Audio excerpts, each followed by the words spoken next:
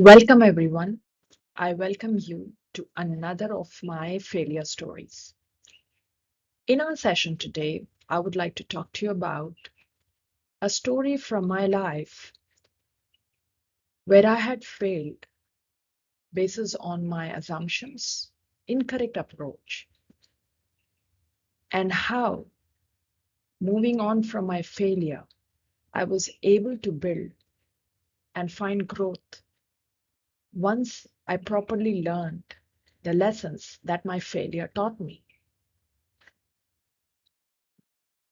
In our session, I would like to talk to you about a time in my life where I used to be working for almost 18 hours a day.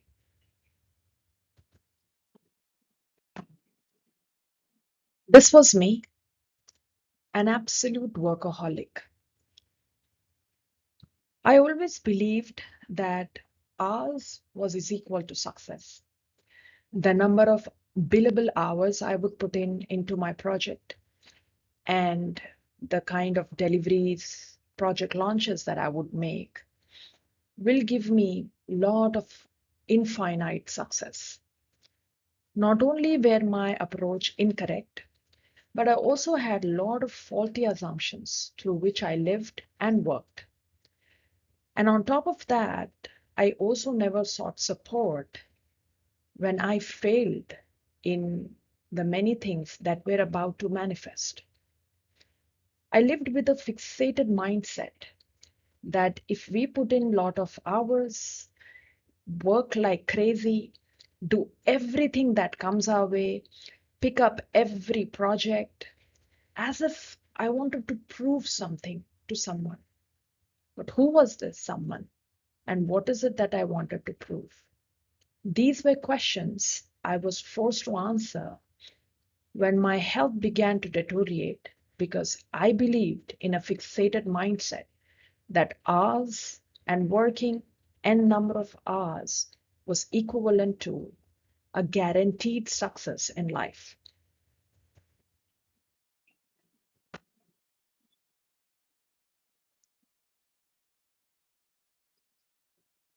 This is me, and perhaps this is exactly how I looked many years ago when I was going through one of the most challenging period of my life. I was burnt out and was diagnosed with a very high deficiency of vitamin D because I was doing a desk job, generally exhausted, and not just with the deficiency of vitamin D, but there were several other things that cropped up. Overall, if I keep this physical exhaustion aside, as a person in behavior, in my mindset, I was demotivated, disengaged, stressed, and anxious. Now, you must be wondering, why would anyone be with that vitamin D deficiency would behave this way? But the current neuroscience research has proved how our mind and body are so deeply connected. And when we really do not take care of the vessel we live in, which is our physical self, we may experience some serious mental issues. Actually, I was on a verge of perhaps experiencing that at that time. But by grace of God, I didn't develop any mental illnesses. However, this demotivation and being disengaged and being stressed out was something that took a long toll over my entire professional life. As I already mentioned, I had a fixated mindset because regardless of what was happening to me, I never thought I need support because I thought, okay, if I have a vitamin D deficiency, let me take some supplements or some sunshine and I'll be fine. But this deeper level of demotivation, of being disengaged and stressed out, regardless of working for hours and hours and successfully launching projects, was also in a way related to my generally weak physical self and many thoughts lying underneath my mental health. It took me 2 years to fully get back to a self of stamina, energy, and overcoming this general fatigue that I suffered from.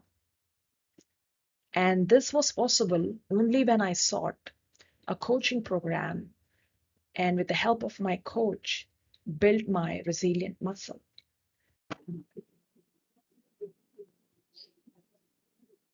Resilience. Now, this, friends, is a life skill. None of us are born resilient, and it is also not that we cannot develop this. This is a ability and a skill that can be learned. And to understand how best can we really build this and learn, we need to first understand the many quadrants it is made up of. Because this is not one absolute thing, but a cluster of many that together makes us resilient. Sharing you my story so far, here's an example of these four quadrants which I've put in using my story into it. Physically, as I mentioned earlier also, I was diagnosed with a deficiency of vitamin D and a fatigue body, which made me a bit nervous and anxious. Not the general anxiety disorder, but I used to stay anxious. Mentally, I had developed a negative mindset. I became somebody with a chronic worry behavior. And socially, I became a recluse.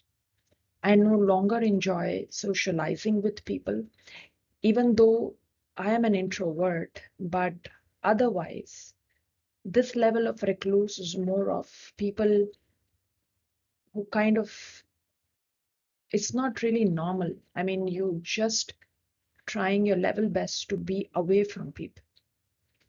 And then emotionally, I was not at all aware of the various complex and difficult emotions and my inability to regulate it. All these four quadrants were something that my coach helped me work on it for a set of 3 months and then helped me build my resilience. One thing that I would also like to mention here is, friends, all of this is very deeply connected. It's like a self. Nothing is kind of into separate compartments, but sometimes may even overlap, like our emotions to our mental state to our physical state, or vice versa, and our social state. In addition to this lack of emotional state where you are not practicing emotional intelligence and mentally running with a negative mindset, there were these two reasons, perhaps, why I suffered for 2 years in my professional life, because these two were the main reasons. I was somebody with a very high potential, strength, and experience. But all of this was coming to no use because I lacked the emotional intelligence to deal with my complex emotions. And I also lacked a proper mindset and a methodology to keep my negative mindset in check. With this lacking in, it created havoc in my professional life. And why am I sharing this with you is, even though the story here is of a workaholic person having a general fatigue, but the result of that has a very deep impact on my professional life. So if you are just like me, finding yourself in some kind of a crisis, be it in your personal life or professional life, make sure that these four quadrants are running in balance. And if they are not, seek help.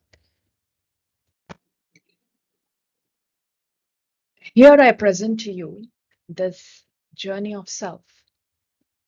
This coaching program I have developed basis on the things I have learned my way. And this is an extension of my expertise to help anyone just like me in the age group of early 30s to around mid 40s, finding themselves in deep crisis, or perhaps not really knowing what to do when they are either experiencing a setback or a sudden crisis.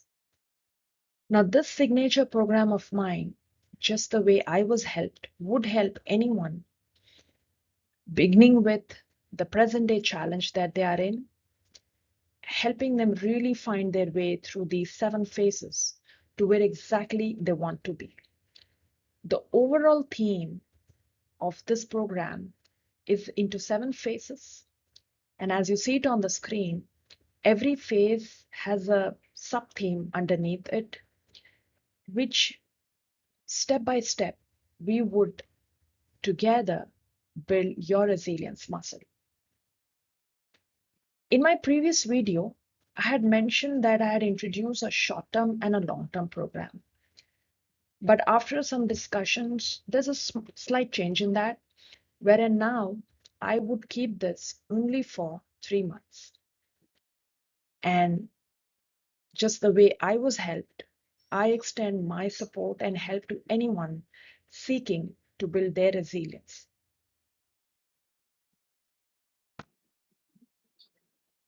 So here's what happens when you apply and enroll with me. I call this the triple C, Coach Consultation Call.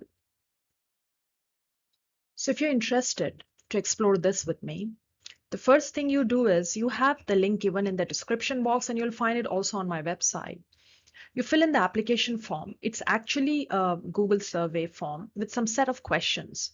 Now, this questions basically is to help me, your coach, understand how best can I be of help to you. So this is the very idea here is to help you, and I can help you best only when I understand and get an idea of what kind of help you need. So the application form has a set of questions you need to answer, submit.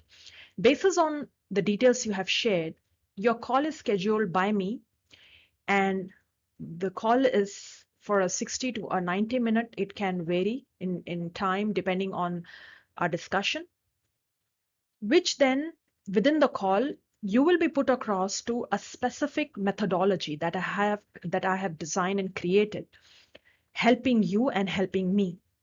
How it helps you is it helps you experience how life coaching works, and it helps me check whether I'm the right coach for you, because I believe I want to really add that value to the trust you repose in me when you sign up with me.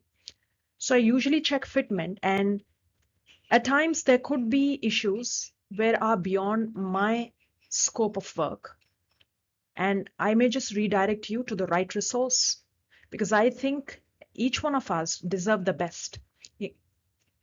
So not necessary that coaching is the right answer for you. So I may redirect you, but if everything goes well, you enroll. And we start. Here's the resource referral. Basically, this is where I was talking about when the fitment is not, uh, where we realize that the person is not the right fitment, and I may just give you a resource to refer to, which can be of more help than me as your coach. Otherwise, we enroll, and then from this, from the resource referral, this is when when there's no fitment found, and otherwise it's enrollment. And from here, the final step here is the coaching journey. Your journey of self begins here. Thank you. And I look forward to having a quick conversation with you. Thank you.